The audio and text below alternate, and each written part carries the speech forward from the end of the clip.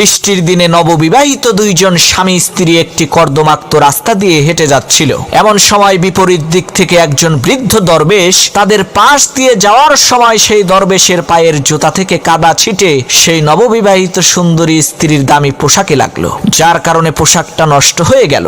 স্ত্রীর পোশাকের এই অবস্থা দেখে স্বামী বেচারা সহ্য না করতে পেরে প্রচন্ড জোরে একটা থাপ্পড় মেরে সেই বৃদ্ধ দরবেশকে কাদার মধ্যে ফেলে দিল। এমন সময় সাথে সাথে নববিবাহিত সেই স্বামীর মাথার উপরে বিকট শব্দে আকাশ থেকে ঠাটা পড়ল।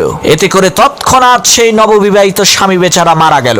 তখন সেই স্ত্রী কেঁদে কেঁদে দরবেশকে বলতে লাগলো, হুজুর, আপনার বদদোয়ার কারণেই আমার স্বামী মারা গেল, আপনি আমার স্বামীকে বদদোয়া দিলেন কেন?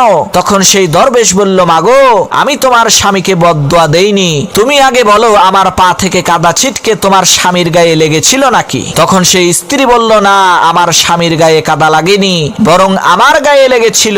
তখন দরবেশ বলল, তাহলে তোমার স্বামী আমাকে থাপ্পড় দিল কেন?